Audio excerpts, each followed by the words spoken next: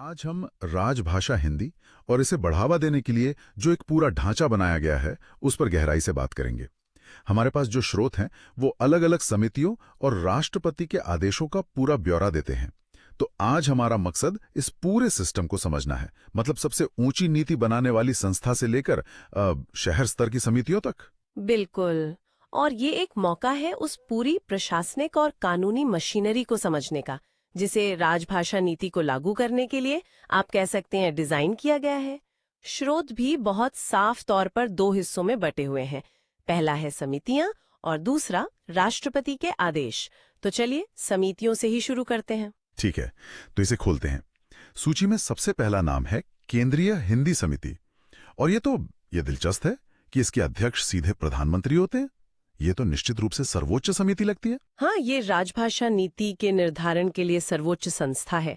इसका मुख्य काम है संविधान, राजभाषा अधिनियम 1963 और राजभाषा नियम 1976 के जो प्रावधान हैं, उनके तहत हिंदी के प्रचार प्रसार और सरकारी कामकाज में इसके इस्तेमाल को आगे बढ़ाने के लिए दिशा निर्देश देना। और इसके सदस्यों की सूची भी काफी प्रभावशाली है। केंद्रीय मंत्री, कुछ राज्यों के मुख्यमंत्री, संसद के सदस्य और साथ ही हिंदी और दूसरी भारतीय भाषाओं के विद्वान भी इसमें शामिल हैं। बिल्कुल। ये ढांचा ये पक्का करता है कि नीति बनाने में एक बहुत ही व्यापक नजरिया शामिल हो, मतलब राजनीतिक नेतृत्व से लेके अकादमिक विशेषज्ञता तक सब शामिल हो। अच्छा, तो अगली समिति है संसदीय राजभाषा समिति, जिसके अध्यक्ष केंद्रीय गृह मंत्री होते हैं। ये पहली वाली समिति से अलग कैसे है? देखिए, ये एक निरीक्षणीय समिति है, मतलब इसका काम निगरानी करना है। इसका गठन राजभाषा अधिनियम 1963 की धारा 4 के तहत किया गया है और इसका काम नीति बनाना नहीं है, बल्कि केंद्र सरकार के दफ्तरों में हिंदी का प्रयोग कितना हो रहा है उसकी समीक्षा करना है। इसमें लोकसभा से 20 और राज्यसभा से 10 सदस्य होते हैं। और ये अपनी रिपोर्ट सीधे राष्ट्रपति को सौंपती है, जिसे बाद में संसद के दोनों सदनों के सामने रखा जाता है। तो ये एक तरह से कार्यान्वयन पर संसद की निगरानी हुई। बिल्कुल सही। पहली समिति नीति बनाती है और ये समिति उस नीति के लागू होने की निगरानी करती है। अब आती हैं हिंदी सलाहकार समितियां।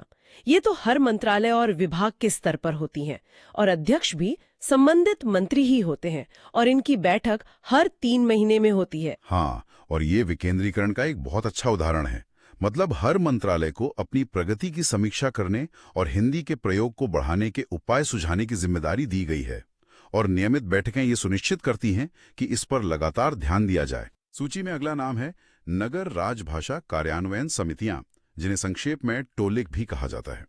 इनका गठन उन शहरों में होता है जहां 10 या उससे ज्यादा केंद्रीय सरकारी कार्यालय होते हैं। ये तो एकदम जमीनी स्तर की बात हो गई। हाँ बिल्कुल, ये कार्यान्वयन को एकदम स्थानीय स्तर पर ले जाता है। उस शहर का जो सबसे वरिष्ठतम अधिकारी होता है वो इसका अध्यक्ष होता है। ये समितियां साल में 2 बार बैठक करती हैं, सभी कार्यालयों की तिमाही प्रगति रिपोर्ट की समीक्षा करती हैं और हिंदी के प्रयोग को बढ़ाने के लिए सुझाव भी देती हैं। स्रोत में इस बात पर भी जोर दिया गया है कि जो बड़े रेलवे शहर हैं वहाँ इनकी भूमिका बहुत महत्वपूर्ण हो जाती है। आखिर में 2 और समितियां हैं, केंद्रीय राजभाषा कार्यान्वयन समिति यानी कॉलिक और राजभाषा कार्यान्वयन समिति मतलब ओलिक। इनके नामों में तो बहुत समानता है, थोड़ा कंफ्यूजिंग है। हाँ, लेकिन यहाँ मुख्य अंतर इनके कार्यक्षेत्र और स्तर का है। जो कोलिक है उसके अध्यक्ष राजभाषा विभाग के सचिव होते हैं और ये राष्ट्रीय स्तर पर मतलब नेशनल लेवल पर अधिनियमों और नियमों का अनुपालन सुनिश्चित करती है। और ओलिक किसी मंत्रालय, विभाग या उसके किसी अधीनस्थ कार्यालय के स्तर पर बनती है, जिसके अध्यक्ष संयुक्त सचिव या फिर उस विभाग के हेड होते हैं। अच्छा, सही। ओलिक विभागीय स्तर पर हिंदी के प्रयोग की तिमाही समीक्षा करती है। तो अगर हम देखें तो एक पूरी संरचना है। सबसे ऊपर केंद्रीय हिंदी समिति, फिर संसदीय समिति, फिर मंत्रालय स्तर पर सलाहकार समितियां, शहर के स्तर पर टोलिक और हर विभाग के अंदर ओलिक। चलिए, ये तो समितियों का पूरा ढांचा समझ में आया। अब दूसरे भाग पर आते हैं, राष्ट्रपति के आदेश। पहला है 1952 का आदेश। ये तो बहुत ही विशिष्ट लग रहा है। हाँ, ये बहुत केंद्रित था। इसने राज्यपालों, उच्चतम न्यायालय और उच्च न्यायालयों के न्यायाधीशों की नियुक्ति के जो वारंट होते हैं उनमें अंग्रेजी के अलावा हिंदी के प्रयोग की भी अनुमति दी। यह न्यायपालिका से जुड़े मामलों में हिंदी के प्रवेश का एक बहुत महत्वपूर्ण पहला कदम था। इसके बाद 1955 का आदेश आता है, जिसने हिंदी के प्रयोग का दायरा काफी बढ़ा दिया। इसमें जनता के साथ पत्र व्यवहार, प्रशासनिक रिपोर्ट, सरकारी संकल्प, अनुबंध, यहाँ तक कि विदेशी सरकारों के साथ पत्राचार में भी हिंदी के उपयोग की बात की गई। हाँ, और इस आदेश का सबसे महत्वपूर्ण पहलू था 1955 में राजभाषा आयोग की स्थापना। ये राजभाषा नीति के इतिहास में एक मील का पत्थर था। और फिर आता है 1960 का राष्ट्रपति आदेश। अरे वाह, इसकी सूची तो बहुत लंबी और व्यापक है।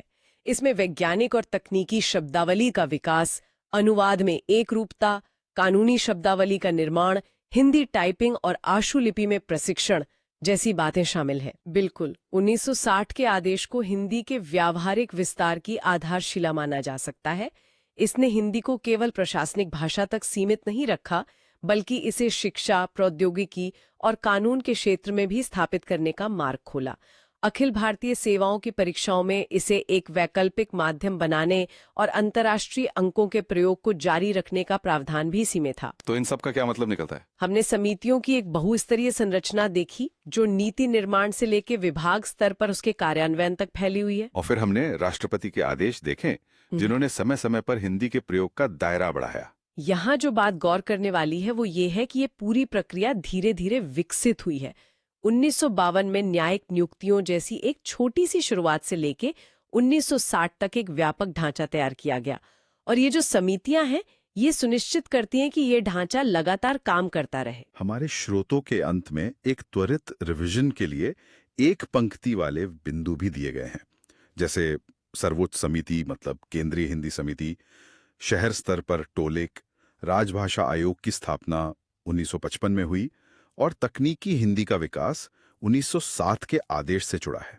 हाँ, ये एक जटिल प्रणाली को याद रखने का एक बहुत प्रभावी तरीका है। और अंत में विचार करने के लिए एक सवाल ये हो सकता है कि आज के डिजिटल युग में, जहां संचार के माध्यम और भाषा का स्वरूप पूरी तरह बदल चुका है, ये समितियां और दशकों पुराने आदेश कितने प्रासंगिक हैं। इनकी कार्यप्रणाली में आज की तकनीक को कैसे और प्रभावी ढंग से एकीकृत किया जा सकता है।